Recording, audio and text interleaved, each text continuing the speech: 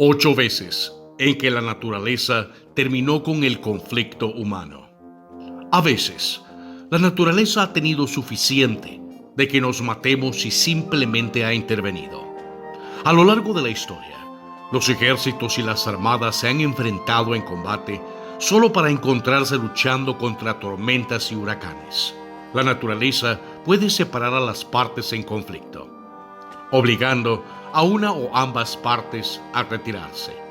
En otras ocasiones, asesta el golpe decisivo, cuando una derrota aplastante a un ejército o armada y favoreciendo al otro, o simplemente evita que la fuerza más grande diezme al más pequeño o menos favorecido.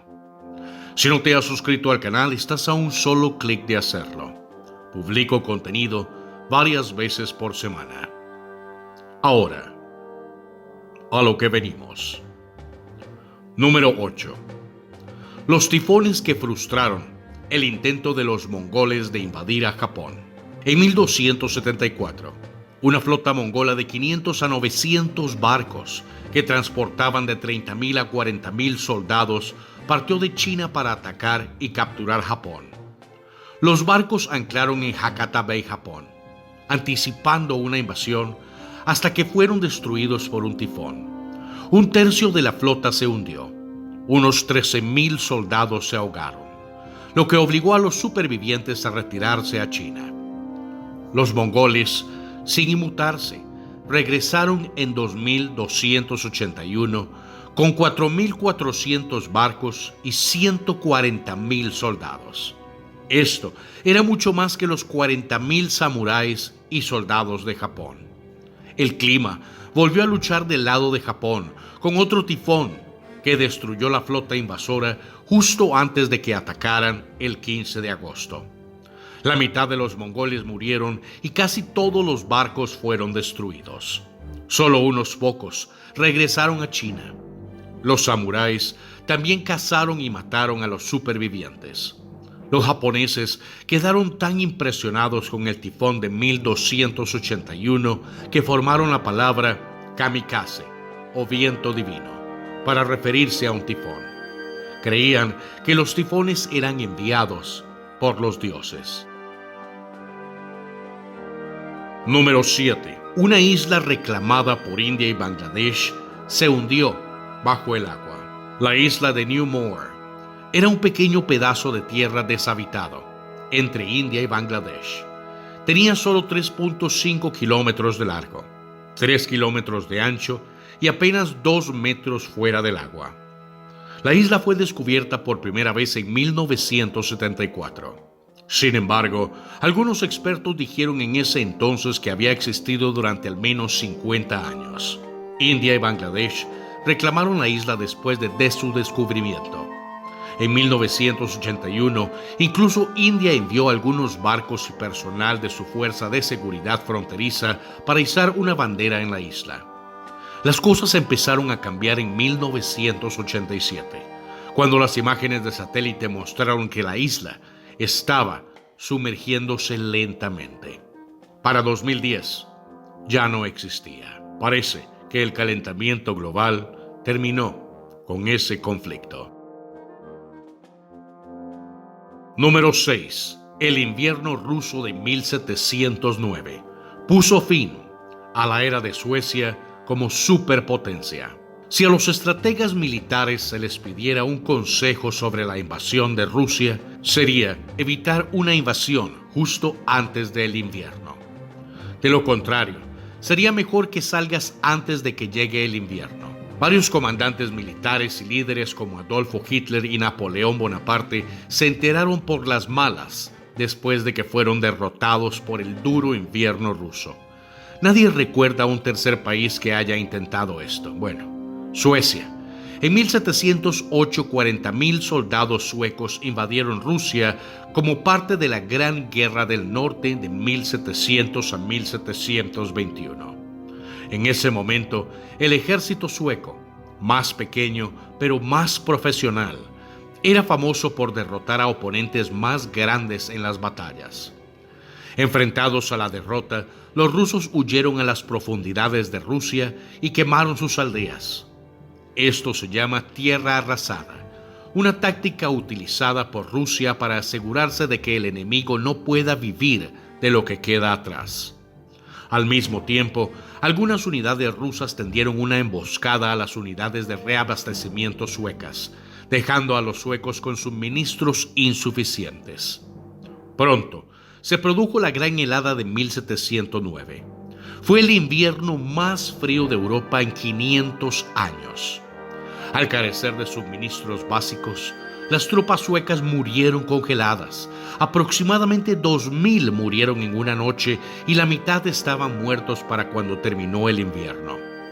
Los sobrevivientes desmoralizados intentaron destruir Rusia cuando comenzó el verano, pero no fueron rival para los 80.000 soldados de Rusia. Al final, solo sobrevivieron 543 soldados suecos. Número 5.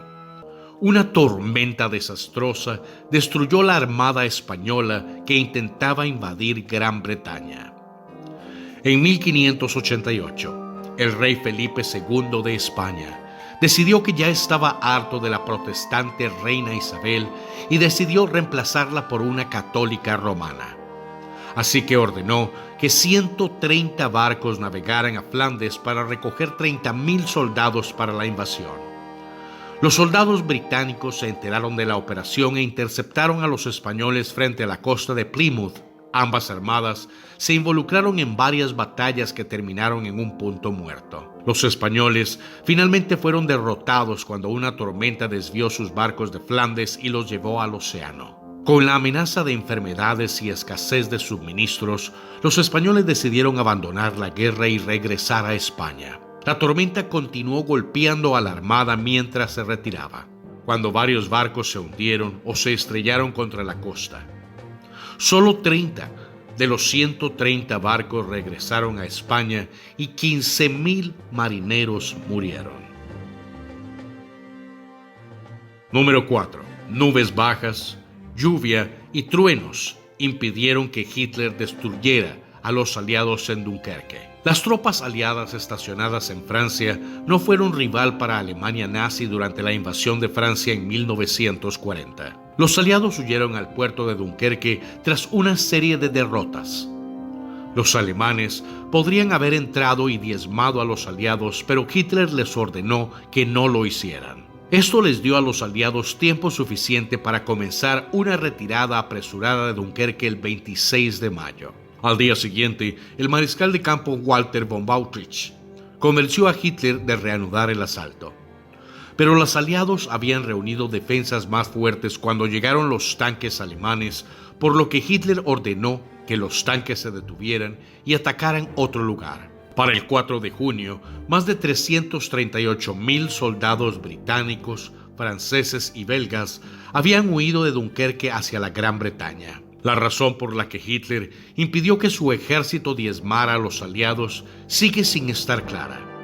Algunos creen que Hitler esperaba que los británicos se rindieran.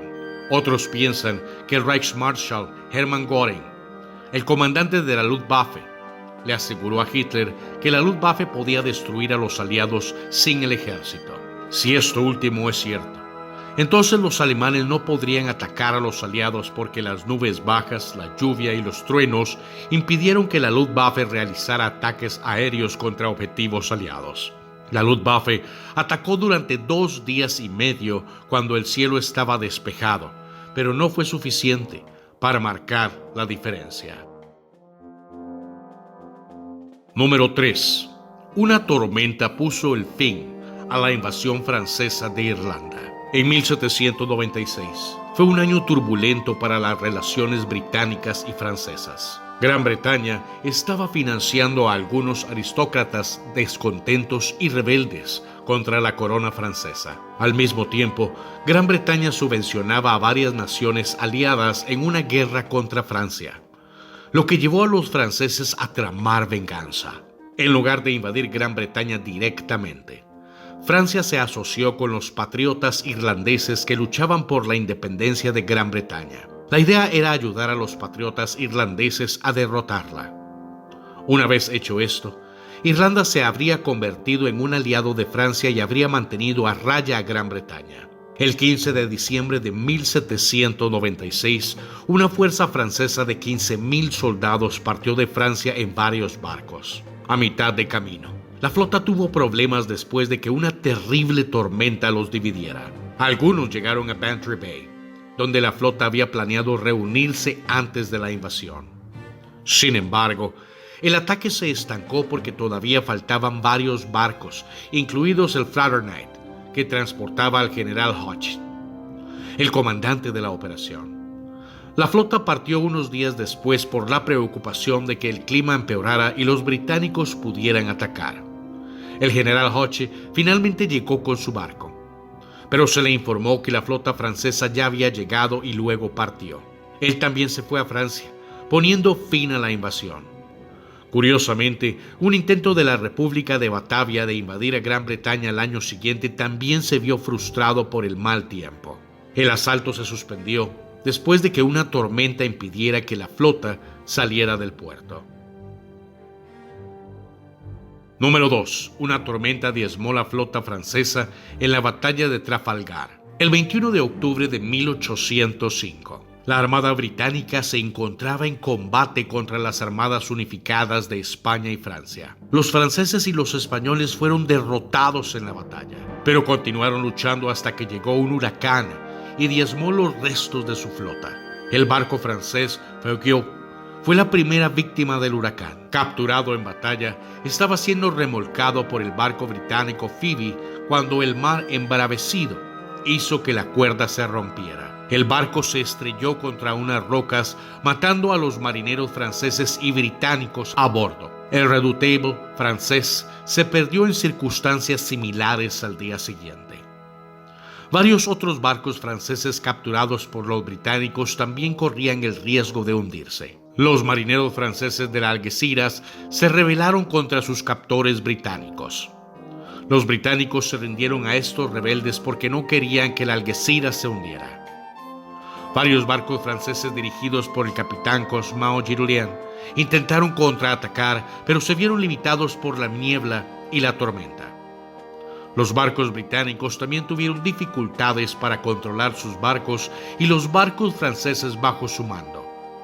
El 24 de octubre, los mares tormentosos obligaron al almirante británico Collingwood a ordenar el abandono y la destrucción de todos los barcos capturados. 14 de los barcos franceses y españoles fueron destruidos. Número 1. Una tormenta impredecible obligó a la Unión a abandonar la primera batalla en Fort Fisher. La primera batalla de Fort Fisher se libró del 23 al 27 de diciembre de 1864, cuando las tropas de la Unión, bajo el mando del mayor general Benjamin Butler y el contraalmirante David D. Porter, intentaron capturar Fort Fisher de manos de los confederados. En ese momento, todos los puestos confederados excepto Wilmington, Carolina del Norte, estaban bajo el control de la Unión.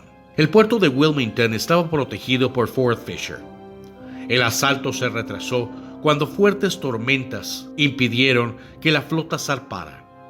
Los barcos de la Unión finalmente zarparon el 14 de diciembre y llegaron a Fort Fisher el 19 de diciembre. El almirante, el general Butler y sus hombres pronto se retiraron por temor a que se acercara una tormenta. El almirante Porter lanzó un ataque cuando la tormenta amainó el 23 de diciembre. El general Butler y sus hombres regresaron esa noche, pero no atacaron el fuerte porque les preocupaba que los confederados estuvieran preparados. El general Butler finalmente ordenó la retirada cuando escuchó que se avecinaba otra tormenta y los confederados, la unidad del mayor general Robert Hooke, venía a defender el fuerte. Sin embargo, la tormenta no protegió a los confederados por mucho tiempo. Una semana después, fue capturado por una fuerza de la Unión dirigida por el general de división Alfred H. Terry.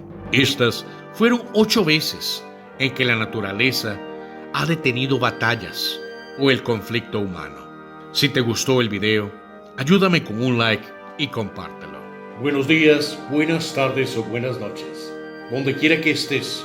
Y como siempre, hasta la próxima y saludos aquí desde Costa Rica. Pura vida, mis hermanos.